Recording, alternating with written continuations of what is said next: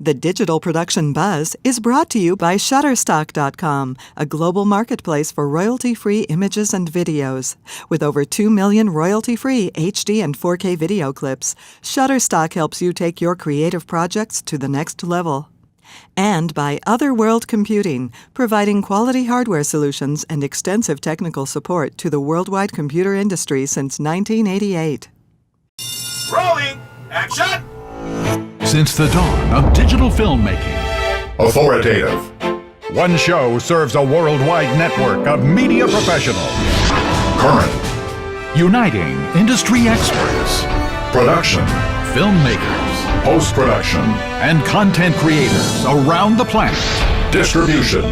From the media capital of the world in Los Angeles, California, the Digital Production Buzz goes live now.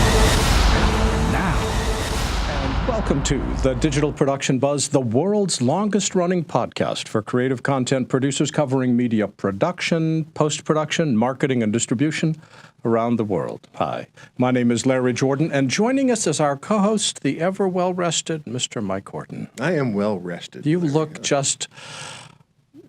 rested. What was that word that you were trying to come up with? Yeah, it wasn't rested, but it's a good place So to do you, start. and it's a nice shirt you have on, too.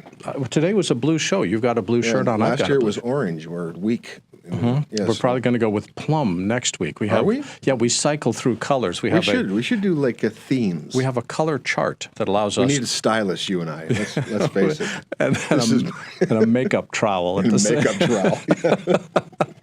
We've got a jam-packed show this week. We're going to start with Greg Boren. He's a product marketing engineer at Marshall Electronics. He's also president of the Society of Television Engineers and a member of SMPTE and the Digital Cinema Society. He joins us in studio this week to show off some of Marshall's smallest cameras and monitors. Jessica Sitomer is the president of the Greenlight Coach. She's also a regular on the Buzz, but what we like best about Jessica is that she's really good at providing really helpful career advice. She is very good. This week we ask her, are you busy doing work or just busy being busy? Do we have to answer that? No, you don't. We're going to have Jessica answer. Next is Nicholas Pizarro Jr. He's been a software developer for over 40 years. He's also been working with Final Cut since version 1. Recently, he updated his product for Final Cut Pro 10 called Backups for Final Cut Pro that makes backups easy. Tonight, Nick joins us to explain how it works. And finally, Jim Turney, the chief chief anarchist. Yes. Okay, he is the chief anarchist at Digital Anarchy. Joins us. Jim's company publishes Beauty Box, a digital retouching plugin for a variety of software. He just recently updated the software. So this week we talk about how much. Try that again, Larry. Or I could do it if I had a script in front of me. Yeah, well, we wouldn't give you a script because you can't even do it as well as I can.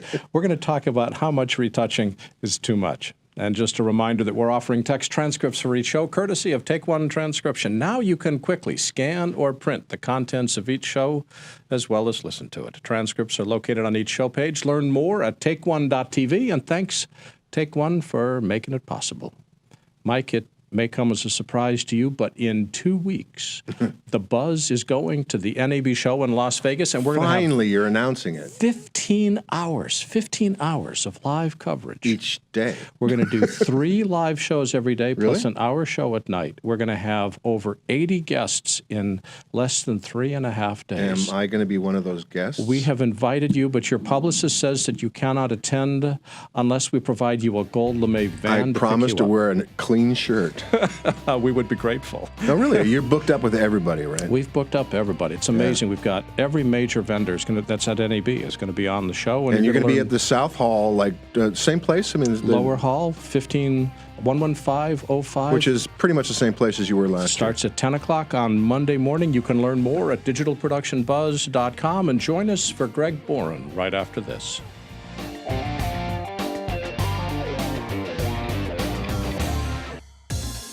Finding the perfect royalty-free image or video for your creative project can be a crucial step in the filmmaking process. And whether it's for your website, publication, or video segment, the experts at Shutterstock.com can help you choose from over 2 million royalty-free HD and 4K stock video clips, including time lapses, aerials, green screens, and model-released clips. Sourcing over 12,000 brand new video clips each week, Shutterstock consistently offers the highest quality stills and video clips from professional filmmakers. Plus, Shutterstock provides sophisticated search engine tools so you can search and drill down by category, clip resolution, contributor name, and more. Also, use their great no-risk try-before-you-buy options so you can see how their clips will look in your project before making a single purchase. Try Shutterstock today. Sign up for a free account. No credit card is needed. And as an added bonus to you, enter promo code BUZZ2014 before December 31st to receive 25% off any footage package. Discover Shutterstock.com. That's Shutterstock.com.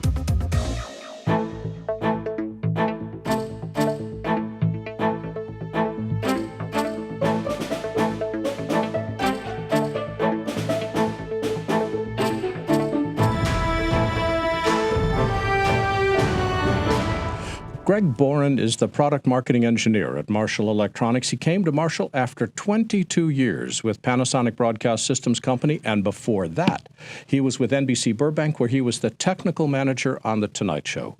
Greg is also the president of the Society of Television Engineers and a member of SMPTE. Good to have you with us, Greg. Welcome. Thanks. So, how would you describe Marshall Electronics?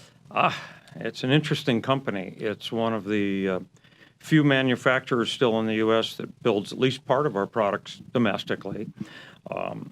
It's a really interesting company. It's about 100 employees, privately owned by Leonard Marshall. The name comes from him. We're located, you're based where? Pardon? You're based where? Oh, we're located not too far from LAX, El Segundo. So you're based in El Segundo. Do you make El microphones, by the way? And we do make microphones. These aren't them. Yes, we make a rather big line of microphones under the MXL brand. Do you happen to make 8-foot tables? It would be nice, wouldn't it? It'd be pretty nice, because I brought a lot of junk here. So, well, Marshall has evolved a lot as a company over the years. It has. What is it doing now?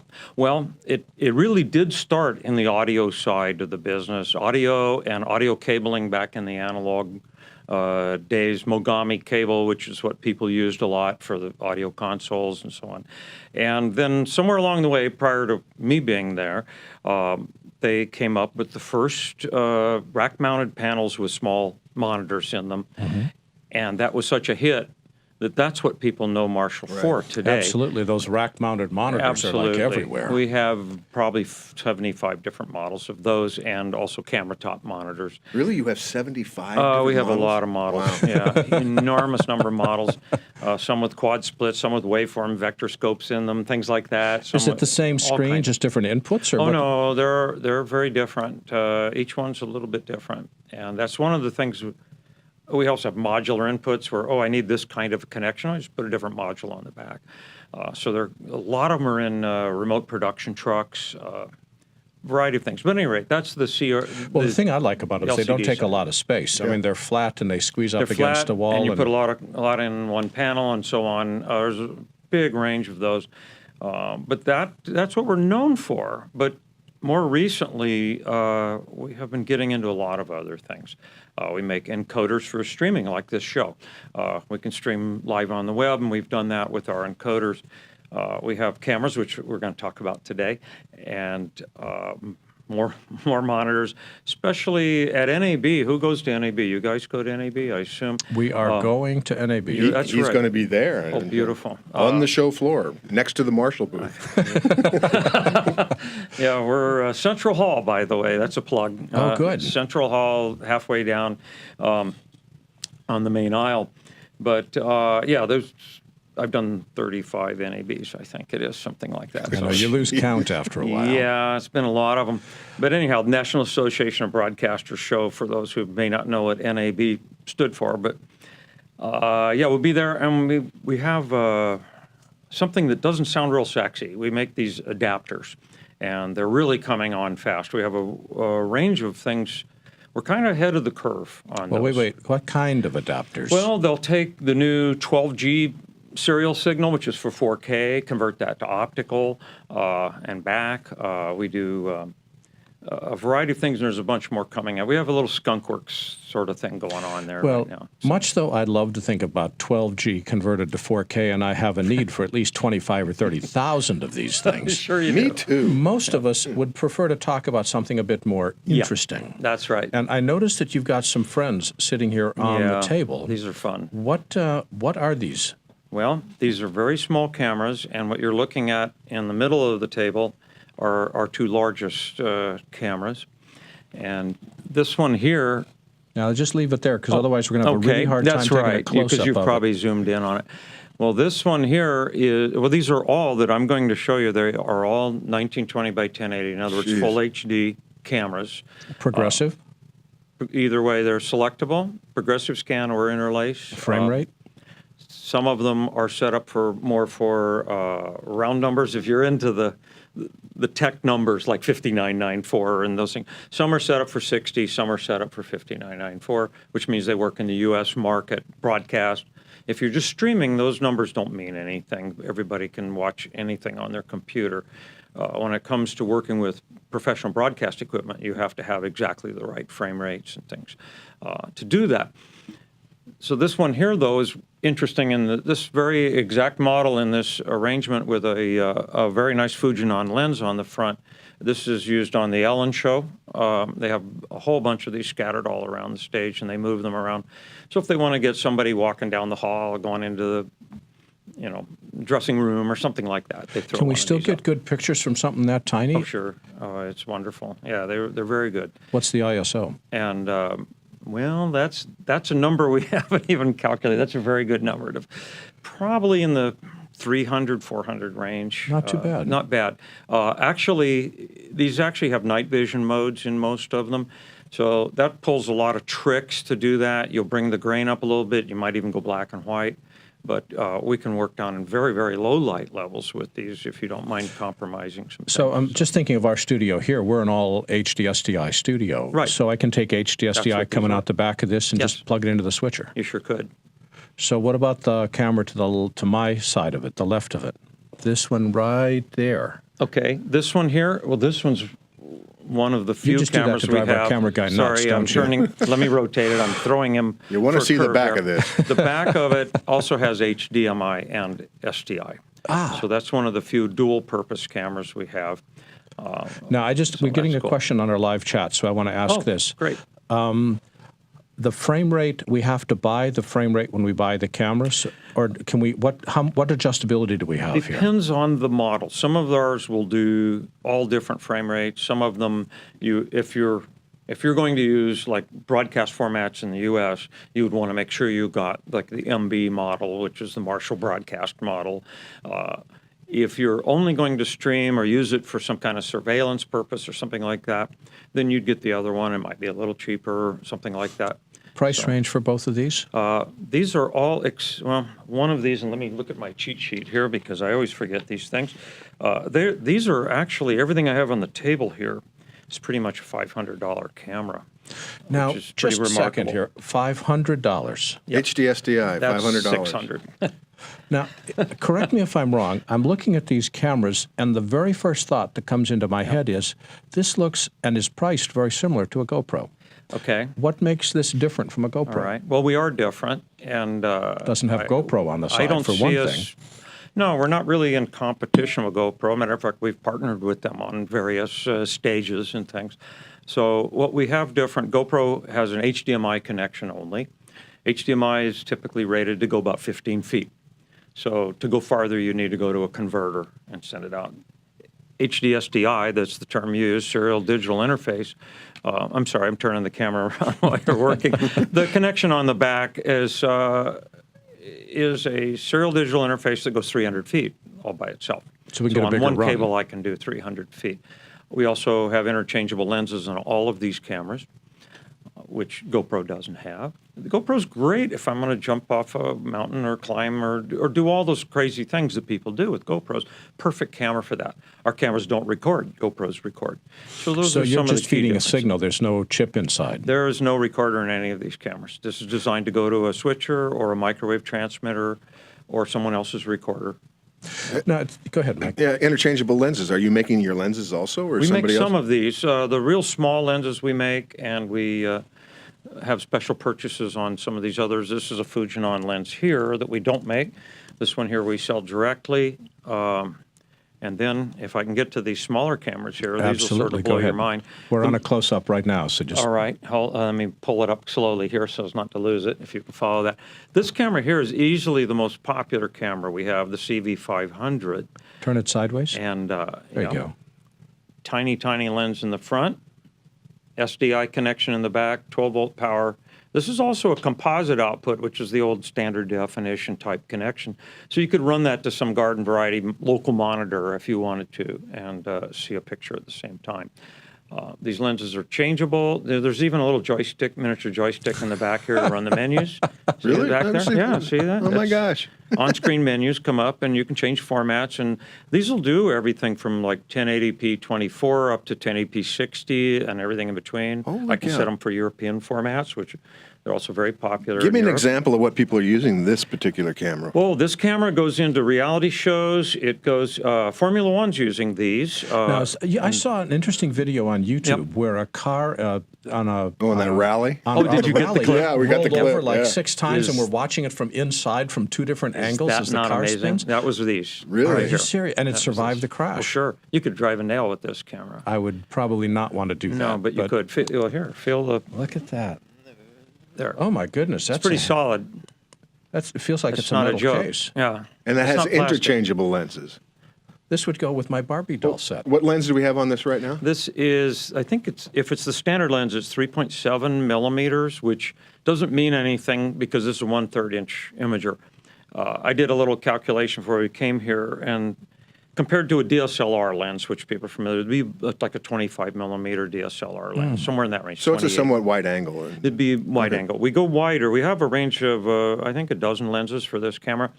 The widest is about a 90-degree field of view. So, yeah, this is a remarkable little camera. And And again, price point? price point, around $500. This one comes with the lens for $500. These would be, you'd add the lens. Now, all of these require 12-volt supply, so That's we would correct. need to feed 12 volts They're to all the 12 camera, volts. and we get HDSDI coming out the back. Yep. And we can we do 720 as well as 1080? Yes, you can. Yeah. I insisted on that. When I came to work at Marshall, I've only been there like a couple of years, and I said, you got to do 720. Oh, yeah. Why so? I said, because ESPN, ABC, Fox all do a lot of sports, and they all do 720. Yeah, and they're going to laugh at you if you just do 1080. We No, have the same that's- problem. That's right. We have the cameras that we have here just shoot 1080, and we got to run them through a format converter just to be able to Oh, my stream goodness. 720. So No. you're on the side of the angels as far as I'm concerned. We can select that. Well, then why with don't we just all of use these? Well, I didn't know about them 2 weeks ago. Now I do. We just thought Oh, about I them as did, monitors. Can you put a little teleprompter thingy on this? I did you could, I suppose.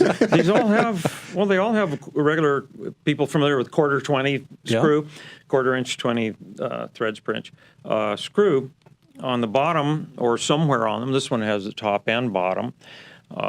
So yeah, I did a live concert out of Nashville. We streamed out of Nashville 2 concerts with these, 5 of these placed very close to the band and one in the back of the hall. Can It I was, cut them with regular broadcast cameras? Will they cut reasonably well? Yeah, you want to get in here and paint a little bit with the menus to get them to match as close as you can. These don't have the deep controls that a broadcast camera has. Do they have an automatic white balance or a way to set Yeah, grayscale? yeah, you can point them at something and do that, or you can put a preset in. There's also adjustable gamma if people are interested in those things. I'm not sure your audience understands what I'm saying. Oh, I they don't know do. what they are. They do? Trust me. That's great. Then I'm talking to the right people. Can I show you another one here? or is it- One more camera. I don't, but the I audience also, does. Is that really a camera? The thing that looks like a period at the This end of a thing here? sentence? Yeah. Yeah, this is the brand new, newest, and it has to have an umbilical hanging off of it. I don't know if you can get that in the shot because there's no room to put the connectors on there. I don't know if Look at that. Holy cow. you see that okay? Yeah. Has the same lens, the M12 lens, which means 12-meter lens, and this one does say 3.7 Looks millimeters. like you get one of those things in a Cracker Jack box. There's a joystick joystick on and the back monitor. of that. Now this one mounts with a little arrangement that comes on the sides and holds it like that. Now, we're about to run out of time, but in the time we've got left, what do you have for monitors? Let me just hurry right up. Well, I brought a monitor, one. This is probably, and let me pull the cover off. This is what I know Marshall for. Yeah, and since we're not going to plug it in here, everybody's going to see that it makes a nice black. Very nice. We talked about plugging a monitor in, and it just was too complex for us to handle. But the thing actually works. It's beautiful. Yeah, this has the very remarkable name of VLCD71MD. I was just going to ask if that was its name. The MD, though, means modular design. If I can turn this around and not throw you. We've done this for many years, even predates me being there. This is a module that you can buy to put different types of inputs in. This particular one has a neat feature for cinematographers. Depending on the module I put in here, SDI module, I can come in, let's say, HDMI from the camera and distribute SDI out for the Video Village. Oh, yeah. Right? For other people to watch. So this can be my viewfinder on the camera, but I'm also sending that out. It has also the power supply section is modular. You can plug a regular little connector in here, but this one has a 4-pin XLR, or you can various battery configurations on here, all kinds of battery configurations. Quarter, 20, all the way around. This is full resolution in a 7-inch monitor. This is 1080. Full res 1080. 1920 1080 monitor, 7-inch. Is one of the few on the market. LED, today. OLED, what? This is just regular LED backlit LCD. Standard LCD. How well does it do in sun? It's got about an 800 nit range, so it's pretty good. It's pretty good in the sun. I would recommend a hood in the sun. I think with almost any monitor, I'd recommend that, but. You don't, but anyhow, also headphone jack, and so if you're putting in HDMI, you can listen to the camera right there. But at any rate, and so this that's is it for one monitors. of This is one of our newest of them. monitors. That is so cool. Look at this. Oh yeah, that's. You can buy me one for Christmas, Michael. Absolutely. Yeah, it's a really nice monitor. You can see You're on this, the list, Larry. You can see this live in our booth with a picture on it at NAB. And can I show you one more camera? You can, I would absolutely. love to do that. Oh, by the way, the same little camera, you can get it with, a monster, big old monster lens, that big lens there. Wow. That's right. And that grabs more light, and then you can also get wider angle versions. Now, would those be used for broadcast, or would they be used for surveillance? Well, you could use them for surveillance. We've customized these for broadcast. We've aimed them at the broadcast market. We have broadcast settings in them, broadcast formats. A lot of the surveillance cameras only do things like 60p or something like that. One more little camera. Lipstick. But Lipstick, it mounts with 1/4 20 back here. Formula One guys also bought a bunch of these recently. Pretty neat little camera, and also an interchangeable lens, but this one can be dropped in water or work in the rain. Do you also sell the nice. devices to mount all this stuff? Oh, or- yeah. We have all kinds of mounts. Some of these we get from other people, some we make. And Greg, where can people go on the web to learn more about the products Marshall Go has? to, it's an odd way, you can either go to marshall-usa.com, but because we sold so many displays, lcdracks.com. Who would think?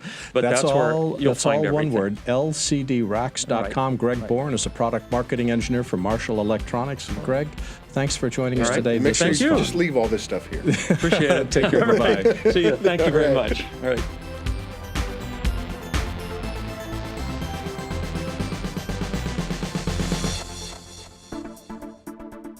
When you're working with media, one thing is essential. Your computer needs peak performance.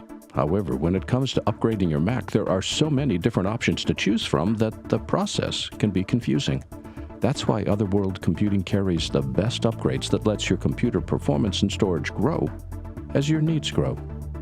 Since 1988, OWC has become one of the most trusted names in quality hardware and comprehensive support to the worldwide computer industry.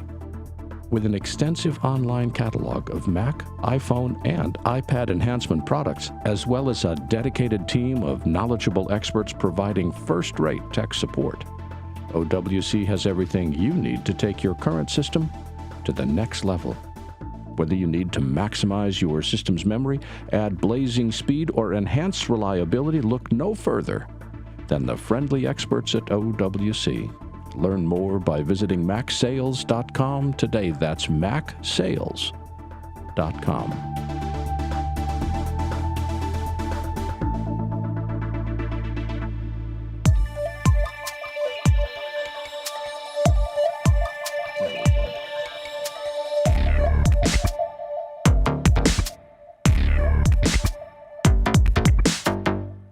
Jessica Sitomer is a job coach who helps people find work. She's also a regular on the BuZZ, and she's the president of the Greenlight Coach. But what we really like best about Jessica is that she's good at providing helpful career advice. Hello, Jessica. Welcome back. Hello. Thank you for having me. You know, it is nice to finally see your face on the screen. It has been years and years. We hear this wonderful, cheerful voice, and we've never seen you before today. This is a highlight. Mike has written it in his calendar. Wearing glasses or not? Yeah, I think you look good in the glasses. Okay. Wonderful touch. Jessica never gets out to L.A. anymore, right? No, she doesn't. It's been a while since you've been out here. No, she doesn't visit the West Coast. She doesn't. She doesn't like either one of us, actually. Right. I was there in February. I'll be back in May. Oh, good. Well, then you'll have to stop by and see the new studio. The new studios are worth seeing.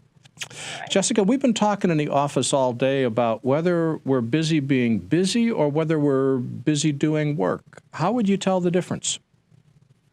Okay, that's productivity, and it's really important to identify what you're doing. So for a very long time, I've been training my clients to make a list of everything that they do. And now I've taken it a step further. I've been working with my Greenlight elites, and I've taken from one of my coaches, Davey Tybersky, he does a graph. So in the first column, it's action. In the second column, it's impact. In the third column, it's ease. And in the fourth column, it's total. So let's say you write down, I go to networking events, social media reach outs, online resume submissions, and you write down everything you do. Then you put the impact. So for networking events, that's a 10 on a scale of 1 to 10. Has a strong impact. And ease, it's an 8 because I teach you how to network properly, so it becomes more of an ease, so it's an 18. Social media reach outs. You reach out to people. The impact is an 8. So you're starting to, create relationships with people. The ease is a 9. It's really easy just to do something on social media. And then your total is 17. But then you look at online submissions. The impact is a 1. The ease is a 10. It's really easy to send those out all the time. And it's really only 11. So you want to get this rating system in place for everything you do, whether it's just research or mailings or cold calling, all of the things that you do, so you can see, am I busy being busy, or is this really having an impact on me? Am I doing the easy things, or am I doing the impactful things? And then you put it together, and the ones that have the highest score as far as impact plus ease, those are your priorities. Can someone who's not a math wizard actually do this? If you do columns. I've got. Is this too much work? No, I wish I could show you my computer right now, because I made a photo for all of you. Tomorrow when this is posted on YouTube, I'll see if I can upload a picture to YouTube, because I made this column. It looks great, and it's so easy to do. Or columns. I'll give you a secret. If you email me the photo as soon as you're done talking, we edit the show tonight. It's posted tonight, so we'll include your photo as part of your interview, because we have that technical skill right here. We can fix everything in post. Y'all are fantastic. Why the focus on efficiency? I mean, well, because what I have found is that a lot of people, the majority of the people, complain that nothing's working for them. They're really passionate about what they do, but nothing's working. And then I ask them, what have they been doing? And when they answer, they're doing the same 3 or 4 things over and over and over again for years and expecting something to be different. And especially the things that aren't showing results. As I said, most of them are online submitting. A lot of them are playing around, fixing up their websites and their reels. And I'm like, well, how much impact is that having? And it's not having a lot. So you have to look at what are the actions that are going to have a strong impact. And if I'm struggling with them, where do I get help so I can get better at them so that I'll have impact and ease? My sister decided to change careers and went to school, got a medical assistance degree, and then had job interviews after job interview after job interview. These are face-to-face job interviews, was never getting the job. This went on for like 9 months. And finally, it seemed to me that it wasn't how much you know, it was who you know, because the who you know people were getting the jobs, not the how much, not the better qualified. Finally, she ended up getting a job primarily because of who she knew. Well, who you know is definitely going to have a big impact, but there's also a lot that you could do to have an advantage in an interview. And really, what people are doing wrong in interviews, or they're just answering the questions very stiffly and how they think it needs to be answered, instead of sharing stories and having conversations. Yeah. So the person who's going in for the interview never actually shows up. The interviewee shows up, but the person who this person would be working with on a regular basis, they don't get to know in that short amount of time. But I have strategies for that. Yeah, I was wondering if that was probably one of the reasons, but she's a real people person. But then again, people change when they get into interview situations. It's a much, much different kind of person that you become. So exactly. I think you have to stay you. Yeah. Well, one of the things that you've stressed over the years is face-to-face networking is much more important than anything that we do online or anything that we do via our website, is that we want to make that personal contact. And it sounds like your system is designed to emphasize the importance of meeting people in a non-threatening social environment as opposed to the formality of a job interview. Am I hearing that correctly? Absolutely, because if you know them beforehand, then yes, you're going to have the advantage. And that's why I really encourage people to get mentors, have strategy meetings, get referrals to people so they can meet them before there is a job available. And then when the job becomes available, they've already gotten to know you. They have an idea of what your work ethic is and what your personality is. So that's some work that people should always be doing, expanding their contacts. There's a phrase I use in my classes, and I want you to tell me if I should continue using it or if I've gone completely afield, which is it isn't who you know, and it isn't necessarily who knows you, it's who knows what you know. Would you agree with that? Who knows what you know? Okay, I get it. Yes. You know why? Because with social media, I might not know you and you might not know me, but if you're following me on social media, you'll know what I know because you're learning that about me. So yes, you know, it's who you know, it's how well you know them, and I think that's more, you know, how well the person knows you. See, Jessica, one of the things that you may not know is that Mike has a routine that he goes through before every show to get himself loosened up for the show.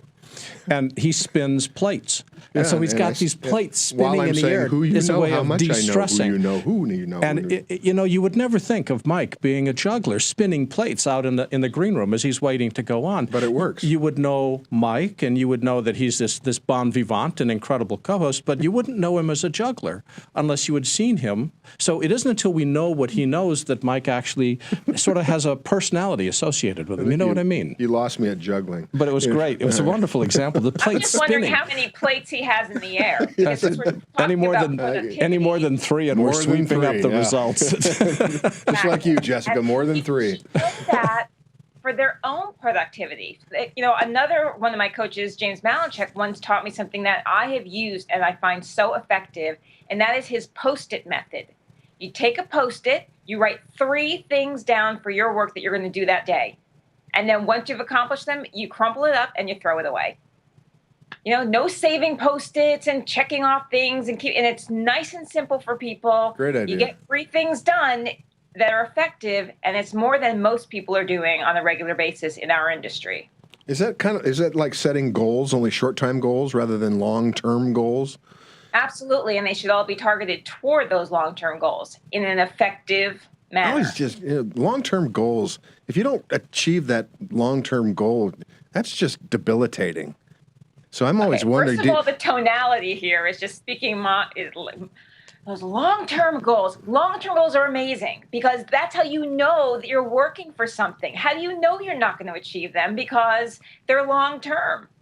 So you're always working to achieve them. And just the fact that you have your eye focused on something, things are going to fall into place. You're going to hear things in conversations. You're going to meet people that when you share your goal, they're going to be able to help you. Whereas if you have no goal, then people have no idea what to do with you and how to help you. Jessica, Yeah, what happens if I'm doing all this hard work because I don't want to step outside of my comfort zone? I don't like meeting people, or I don't want to go to social events. Mike talks constantly about how hard it is to get people to come to user group meetings. They like hiding inside their room. How do you get past the, I'm doing busy work to avoid meeting people? Okay, well, the first question you ask is, how is this working for me? And obviously, I can guarantee you that if you're doing busy work, to just be busy, to avoid the things that are going to help you get your goals, then you're never going to reach your goals. So it's either time to do something else, or it's time to get yourself educated. Because education and learning is the key to overcoming these fears. Your fear is of the unknown. You don't know what to expect at a networking event, so you imagine the worst case scenario of I don't know what to say, or I'm going to be shunned by the cliques, or I'm going to be standing all by myself by the wall and no one's going to talk to me, instead of what could be. And if you don't know what could be, then you need to learn. There are books, there are home study programs, there are coaches like me.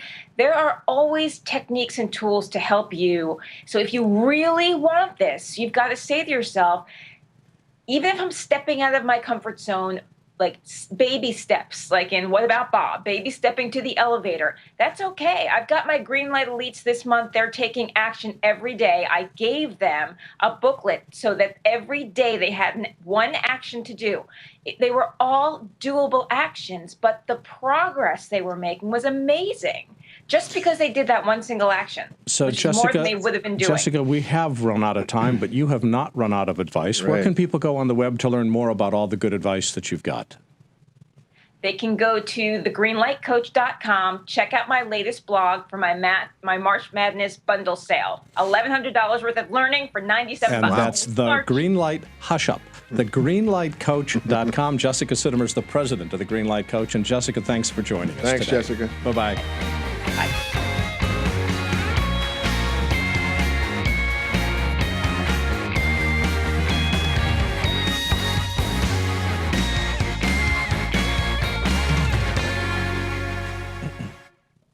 Nicholas Pizarro Jr. has developed complex software and hardware for over 40 years. He's also been working with Final Cut since version 1. Recently, he updated his product for Final Cut Pro 10 called Backups for Final Cut Pro that makes backups easy. And if we've managed to switch our Skype box, I get to say, hello, Nicholas. There he is. Good to have you back.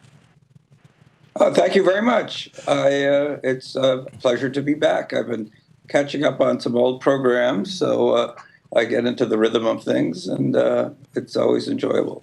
Nick, I just realized that the last time we had you on the show was July of 2013. What have you been doing since over that last year and a half? Well, I do iOS work. I've done a couple of projects for a company called Arcos Golf that sells a set of sensors you put on your golf clubs, and it knows when you hit the ball. And it sends it to your iPhone, and you can actually see where you hit the ball on the golf course and all kinds of statistics like The that. sensors are on the golf club? Yeah, it fits on the head of the golf club where with a handle that is a standard fitting on the top of that. So you just unscrew that and you plug these things. It's a set of like 14 sensors. There's a special one for the putter. Oh my gosh! And they've gotten themselves in the physical Apple stores as well as the Apple website. So they've got a ton of money. They've done everything first class. And if you go to arcosgolf.com and watch the video, they've done this video that's so good you want to rip open your wallet and buy one of these sets just because the video is so good. I mean, they really did a first class. This doesn't even sound fair. Put sensors on your golf club to know where it was hit. Well, the next one Well, is they actually have a version of the app for tournaments that turns off a lot of the statistics. Turns So off? You can still use it in a tournament, but you can't look at your game until you're finished the game. Ah, that's a great idea. Record your game, but you can't use it to see how you're doing and things like that. That's very cool. You'd be so bogged down with technology, you forget exactly. Just don't think. Well, I want to see it broadcasting from the golf ball. That's really what I want to It's see. one of the problems. It's one of the problems people have with those fitness things. Yeah. I mean, you're so wired into all this fitness technology that, geez, just run, jog. Well, the problem is building electronics that can handle the 1,000 G force when you're. Well, you've obviously done it. I mean, Nick, I want to talk about another piece of software you've written, which is called Backups for Final Cut Pro 10. Tell us about what that does. Well, my inspiration for it was the original backup feature of Final Cut Pro 7, which would back up all your work every 7 minutes or 5 minutes or whatever. Mm-hmm. And initially, Final Cut Pro 10 didn't have anything like that. And particularly the earlier versions were particularly prone to crashing. Yeah, crashing and mulching your files. And then, any editing thing, like you go and color balance your whole thing and decide that's not right. And you say, oh, how am I going to get out of this and whatnot? So, so that was my inspiration. I've also, as a software developer, developed backup programs for the last 40 years or so. So I know that technology very well. So it was a perfect fit for me to develop this program. Now, are we talking backups? Because it almost sounds like you're talking versions, where you've got multiple versions in case you want to go back 10 minutes or 15 minutes. Are we looking at versioning or actual backups of media and all the edit information? Well, it will back up your media, but the basic goal of it is to back up your work every few minutes, up to every 2 minutes, or if you want. So the backups are rewriting the other backup. We're not having a ton of different backups. So you can restore to any. If you do it every 2 minutes, you can restore to any of the 2 minute backups that you've done. It creates snapshots, and each snapshot just has the files that have changed since the last one. So it's a continuous record of what you did. How would I differentiate between your backups and the backups that Final Cut itself makes? Because it does a backup of the databases every 15 minutes. What would be the advantage of using your system? Well, I do it a lot more often. I mean, when you're editing, 15 minutes is like an eternity in the amount of work you can get done. I also have a lot of customization features. One thing it has is if you do a manual backup, you can say why you did it. So you can say, well, I've just finished the color balance of the such and such project. Because one of the problems with doing restores, you don't remember when you did something. You have to, when did I finish the rough cut? You have no idea. Right? So this you can click on and you say, I finished the rough cut of the such and such movie or whatever you're working on. And then that if you want to go back to that stage, you can do it. You can also restore. I let you restore individual projects, events. I save your motion templates. I back those up automatically. So, that's a whole other area where you're doing work. And I don't think Motion does that for you, for example. Now, I understand, if my notes are correct, that you're working on a beta of a new version. Is that true? Right. I'm just coming out with a new version. It has, I've added filters so that you can just back up certain libraries. You can set up a backup for just a particular library. Another problem is that the program uses the modified date of your file to know when to back it up.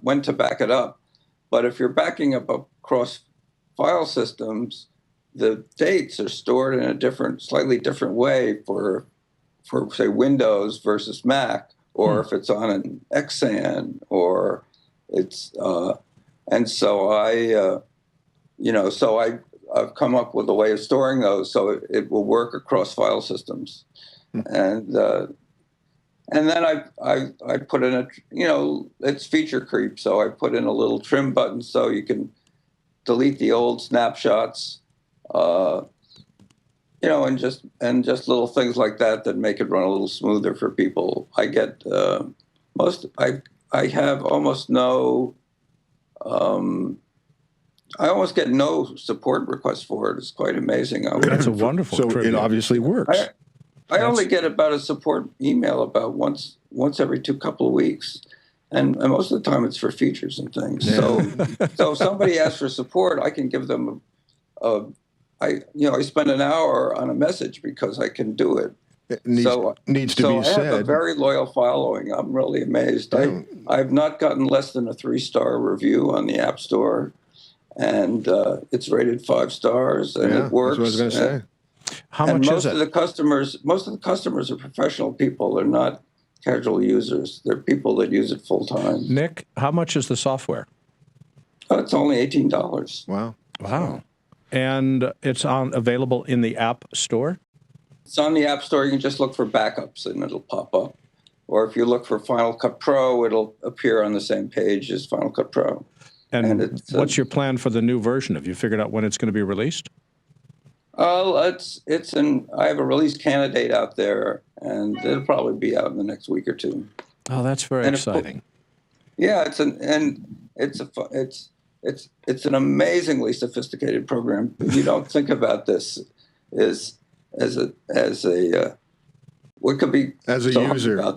Yeah, well, the thing I've discovered is the software that does the most is also it's well designed, is easy to use. You don't realize how technically complex it is.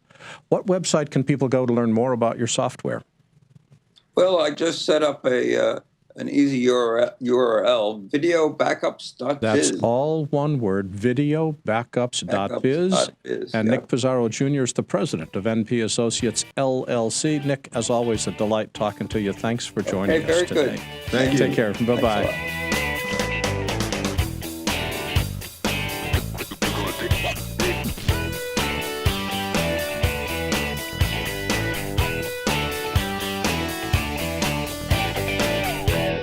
Jim Tierney founded Digital Anarchy in 2001 specifically to develop video plugins to simplify creating visual effects. One of his most popular is BeautyBox, a digital retouching plugin. And if our magic Skype box is working, I get to say, hello, Jim. It's fun to talk with the chief executive anarchist of any company. Exactly. How are you doing, Larry? Hi, Jim. It's good to see you. Why, Jim, just before we start talking about the latest stuff that you're working on, why did you decide to create BeautyBox originally? Actually, I saw a program at MGLA, the motion graphics group that Trish Meyer and Chris Meyer started, about doing music videos and the amount of beauty work that went into that. And we thought we could do it a lot easier with software, and that's where BeautyBox came about. Now, did it start with Photoshop, or did it start as video? No, it started as video. We've always been kind of a video plugin company, and that's kind of, that's really what our emphasis was. We did sort of shift over to Photoshop for a little while, but we're definitely coming back to video at this point. But yeah, it was originally a video plugin. Aside from the fact that video's got multiple frames running at the same time, is there a difference between BeautyBox in Photoshop and BeautyBox on video from a technological point of view? Not a whole lot. There is a little bit of a difference between the fact that, of course, we are processing all these frames, and you do need to keep things consistent frame to frame. With Photoshop, you don't really need to keep the consistency as much between photo to photo. But, if there were any variations with video frame to frame, that's something that you would definitely notice. Yeah, so. Yeah. But, technically, the algorithms are pretty much the same. It's just a matter of how we handle processing all the different frames. Well, one of the things that impresses me a lot is that BeautyBox has continued to evolve as a video plugin over the years since you first released it. And I was just reflecting, trying to think about what the features were that you added after the initial release. So what's the stuff that's been accumulating with the plugin? Well, I mean, the big thing has always been speed. So we've always been trying to increase the speed gradually over time. Certainly 1.0 was pretty slow, and even 1.2 increased the speed, and that was always the kind of big complaint about it. And so mostly it was just trying to find ways to speed it up. With 3.0, we added in better automatic masking, so it's better at figuring out what the skin tones are. We've always used face detection as sort of a cheap and easy way of figuring out what skin tones are. With version 3, we added in a bunch of other algorithms to figure that out. And then we added in something for removing shine. So if you have oily skin and you've got bright lights reflecting on the skin, it helps reduce shine on the skin. And then with 4.0, the big new feature, and actually really the only new feature in 4.0, is just much better optimization for GPUs, allowing you to get real-time performance on some video cards. Real-time performance? Real-time performance. You can play it back at 30 Jim. frames. It seems to me that GPUs are really designed for the kind of pixel processing that you're doing, because you really need to blast a lot of pixels in a short period of time. Yep. So how hard was it to implement GPU acceleration? Well, I mean, we've had it, almost since the beginning, but, to really get in there and optimize it, I mean, we've been working on this release for about a year. It's taken quite a while to, really get this performance increase that we wanted to get. And, it helped that, NVIDIA and AMD released some pretty powerful cards that, like the NVIDIA 980 or GTX 980 is just an amazing card for the price that you can get it for. Yeah, you can't put those in a Mac, though, right? Those are PCs? Yeah, they're PC. If you have an older Mac Pro, there is a way to sort of do a Franken machine version of it and get maybe not the 980, but we have a Titan board, which is actually a little bit better than the 980. And those 980s, took an external power supply and running in through one of the back of the Mac. But we got it working. It's great. It's like super fast on this old Mac Pro that we have. It's got its awesome. own. Got its own air conditioner in the back. You have one of those, I think, back there somewhere. I do. Yeah, it now has an extra air conditioner. Jim, what makes, just out of curiosity, what makes adding GPU support so hard? And speaking as a non-developer, I don't even have a clue. What's the challenge? You don't just flip a switch and say, wake up GPU? No, I mean, it's a little bit more involved than that. And also AMD and NVIDIA use different APIs. So we have, there's NVIDIA CUDA, which is their own separate deal. There's OpenCL, which, AMD uses. And of course, you really want to use for, the new Mac Pros. But yeah, I mean, they're each their own sort of different language, and you really need to, it's just how you push the pixels through these different APIs and get them onto the cards in a very efficient way. So, and I'm not really explaining it very well, but yeah, there's a lot to managing how the pixels and the memory and everything sort of works, and getting it quickly onto the card and off to the card. Now, bottom line, though, if us who lives depend on your products, should we be using a beefy HP workstation with a giant NVIDIA card to pump all this stuff through, or can we get away with a MacBook Pro? I mean, it depends on what you're doing. I mean, if you're doing a lot of effects-heavy work, you're much better off with the HP workstation for sure. If you're doing a lot of editing, mostly type stuff, then, the MacBook works great. And of course, the new Mac Pros are plenty powerful. They're not super upgradable, but, that's the way it goes with Apple. But even, even like a mid-range PC, I mean, those are great, put a bunch of memory into it, get one of these brand new NVIDIA boards, and you've got like a really great workstation. It doesn't need to be this top of the line HP thing, although those are great. But you can get a run-of-the-mill PC from Costco and then stick a really good video card in there and some memory, and you've got a good machine. I've got an aesthetic question before we run out of time. There's a lot of debate over whether and how much retouching to do, and Beauty Box can take somebody and make them look normal all the way to plastic. What's your opinion on how much retouching is too much? I mean, the goal of Beauty Box is really to keep things looking realistic. It's really just applying a layer of digital makeup. That's really what we strive for. From the beginning, that's the way that we designed it. You certainly can push it to being more plastic, but ultimately, people can tell. You really want to make it look like it's just a layer of digital makeup. You don't want people to notice that the effect has been applied. And they will, because it's like you can't make someone who's 50 look like they're 25. As much as I would like that to be the case, but we have not figured out a way to do that realistically.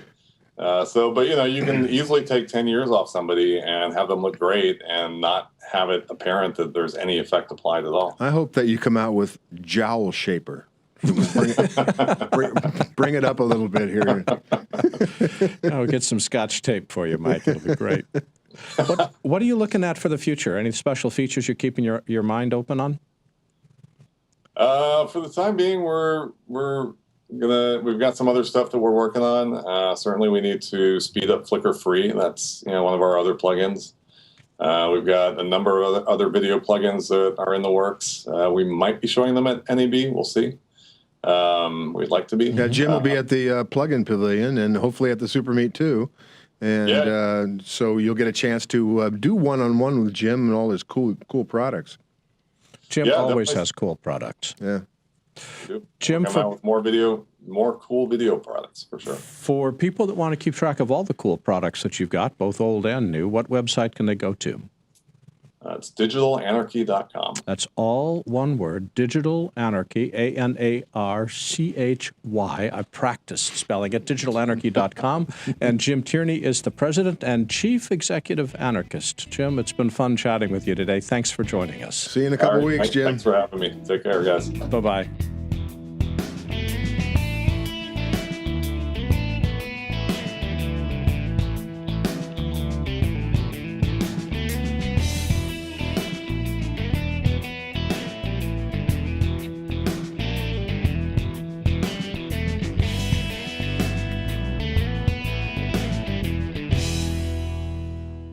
I was just thinking about the guests that we had on today, starting with the wonderful cameras that Greg had and the ideas that Jessica talking about people and meeting people at trade shows. And that brings to mind NAB. Are you going to go this year? Yeah.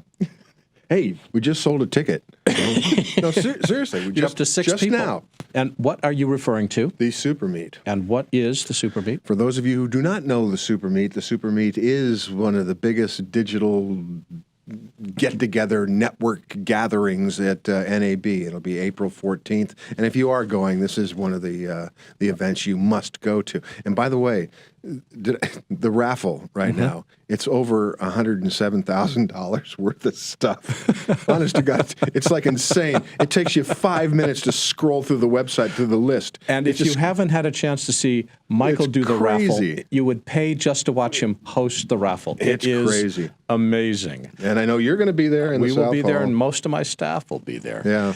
In addition, we'll have most of this week's guests there, starting with Greg Boren. He's a product marketing engineer at Marshall Electronics. Jessica Sitomer is the president of the Greenlight Coach. Nicholas Pizarro Jr. is the president of NP Associates, LLC. And Jim Tierney, our fourth guest, is also going to be at NAB. He's the chief anarchist at Digital Anarchy. There's a lot of history, and it's all posted to our website, history in our industry especially, and the website's digitalproductionbuzz.com. Here you'll find hundreds of past shows and thousands of interviews, all searchable, all online, and all available. You can visit with us on Twitter at DPBuzz and Facebook at digitalproductionbuzz.com. Our theme music is composed by Nathan Doogie Turner. Additional music on the Buzz is provided by Smart Sound. Text transcripts provided by Take One Transcription. Our producer is Serena Catania. Our engineering team is led by Megan Paulos, includes Ed Golia, Keegan Guy, Lindsay Lubert, Brianna Murphy, and James Stevens. On behalf of Mike Horton, thanks for listening to The Buzz. Goodbye, everybody.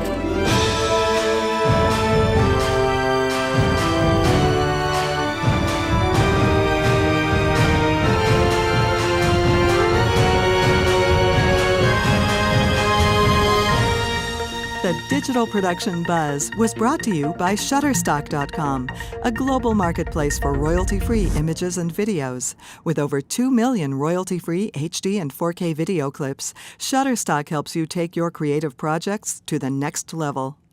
And by Otherworld Computing, providing quality hardware solutions and extensive technical support to the worldwide computer industry since 1988.